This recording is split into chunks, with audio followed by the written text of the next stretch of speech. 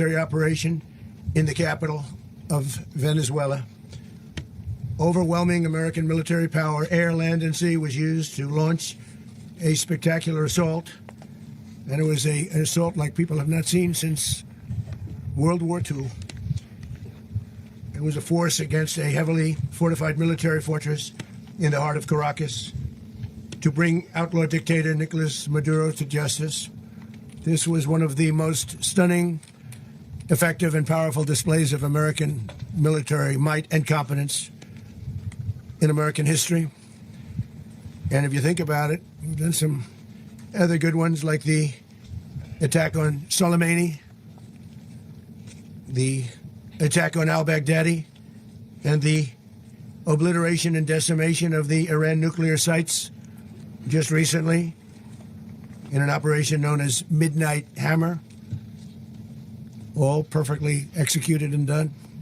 No nation in the world could achieve what America achieved yesterday, or frankly in just a short period of time. All Venezuelan military capacities were rendered powerless as the men and women of our military, working with U.S. law enforcement, successfully captured Maduro in the dead of night. It was dark.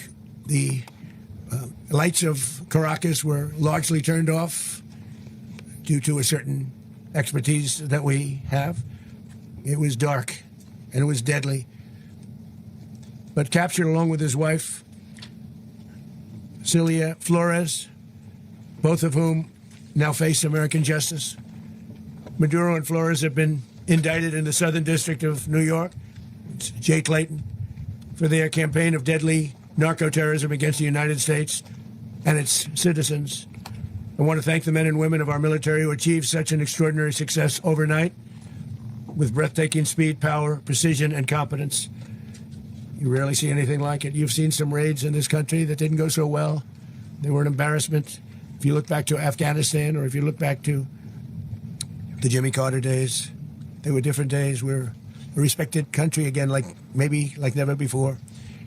These highly trained warriors, operating in collaboration with U.S. law enforcement, caught them in a very ready position. They were waiting for us. They knew we had many ships out in the sea. We were just sort of waiting. They knew we were coming. So they were in a ready, what's called a ready position. But they were completely overwhelmed and very quickly incapacitated. If you would have seen what I saw last night, you would have been very impressed. I'm not sure that you'll ever get to see it, but it was an incredible thing to see. Not a single American service member was killed, and not a single piece of American equipment was lost. We had many helicopters, many planes, many people involved in that fight. But think of that, not one piece of military equipment was lost, not one service member was, more importantly, killed. The United States military is the strongest and most fearsome military on the planet by far, with capabilities and skills our enemies can scarcely begin to imagine. We have the best equipment anywhere in the world. There's no equipment like what we have, and you see that even if you just look at the boats. You know, we've knocked out 97% of the drugs coming in by sea. 90%. Each boat kills on average, 25,000 people. We knocked out 97%. And those drugs mostly come from a place called Venezuela. We're going to run the country until such time as we can do a safe, proper, and judicious transition. So we don't want to be involved with having somebody else get in, and we have the same situation that we had for the last long period of years. So we are going to run the country until such time as we can, as the proper transition can take place. So we're going to stay until such time as, we're going to run it, essentially, until such time as a proper transition can take place. As everyone knows, the oil business in Venezuela has been a bust, a total bust, for a long period of time. They were pumping almost nothing by comparison to what they could have been pumping and what could have taken place.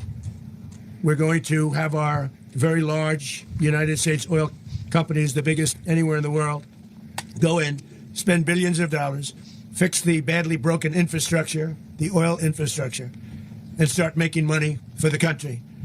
And we are ready to stage a second and much larger attack if we need to do so. So we were prepared to do a second wave if we needed to do so. We actually assumed that a second wave would be necessary, but now it's probably not. The first wave, if you'd like to call it that. The first attack was so successful, we probably don't have to do a second, but we're prepared to do a second wave, a much bigger wave, actually. This was pinpoint, but we have a much bigger wave that probably won't have to do. This partnership of Venezuela with the United States of America, a country that everybody wants to be involved with because of what we were able to do and accomplish, will make the people of Venezuela rich, independent, and safe. And it will also make the many, many people from Venezuela that are living in the United States extremely happy. They suffered. They suffered. So much was taken from them. They're not going to suffer anymore. The illegitimate dictator Maduro was the kingpin of a vast criminal network responsible for trafficking colossal amounts of deadly and illicit drugs into the United States. As alleged in the indictment, he personally oversaw the vicious cartel known as Cartel de las Solas, which flooded our nation with lethal poison, responsible for the deaths of countless Americans, many, many Americans, hundreds of thousands over the years of Americans died because of him. Maduro and his wife will soon face the full might of American justice and stand trial on American soil. Right now, they're on a ship. They'll be heading to, ultimately, New York, and then a decision will be made, I assume, between New York and Miami or Florida. But we have people where the overwhelming evidence of their crimes will be presented in a court of law. And I've seen it. I've seen what we have. It's both horrible and breathtaking that something like this could have been allowed to take place.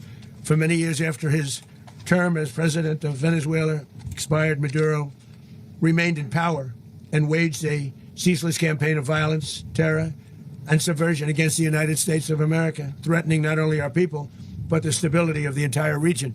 And you all saw it. In addition to trafficking gigantic amounts of illegal drugs that inflicted untold suffering and human destruction all over the country, all over, in particular, the United States. Maduro sent savage and murderous gangs, including the bloodthirsty prison gang, Tren de Aragua, to terrorize American communities nationwide, and he did indeed. They were in Colorado. They took over apartment complexes. They cut the fingers off people if they call police. They were brutal, but they're not so brutal now. And I just have to congratulate our military, Pete, and everybody, and our National Guard, because the job that they've done, whether it's in Washington, D.C., where we have a totally safe city, where it was one of the most unsafe cities anywhere in the world, frankly, and now we have no crime in Washington, D.C. We haven't had a killing. We had the terrorist attack a few weeks ago.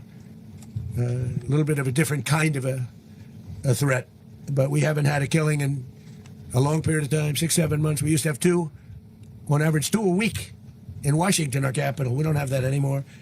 The restaurants are opening. Everyone's happy. They're walking their daughters. They're walking their children, their wives. They walk to restaurants. Restaurants are opening all over Washington, D.C. So I want to thank the National Guard. I want to thank our military. And I want to thank law enforcement. It's been amazing.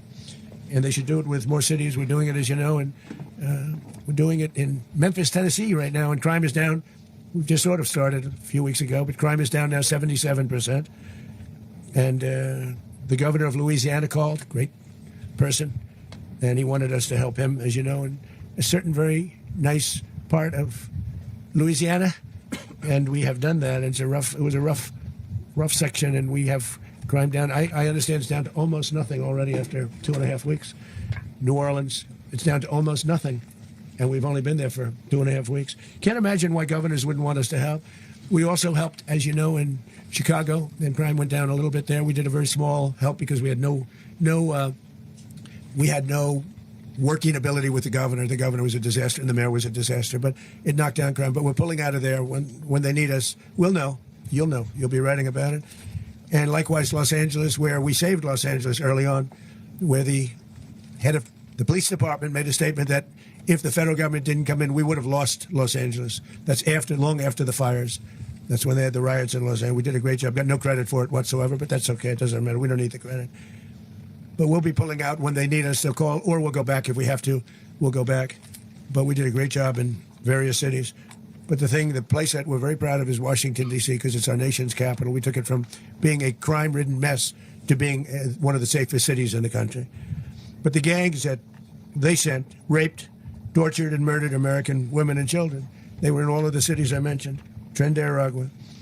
And they were sent by Maduro to terrorize our people, and now Maduro will never again, be able to threaten an American citizen or anybody from Venezuela. There will no longer be threats. For years, I've highlighted the stories of those innocent Americans whose lives were so heartlessly robbed by this Venezuelan terrorist organization. Really one of the worst. One of the worst. They say the worst. Americans like 12-year-old Jocelyn Nungary from Houston. Beautiful Jocelyn Nungary. What happened to her? They, as you know, they kidnapped, assaulted, and murdered by Tren de Aragua animals. They murdered Jocelyn.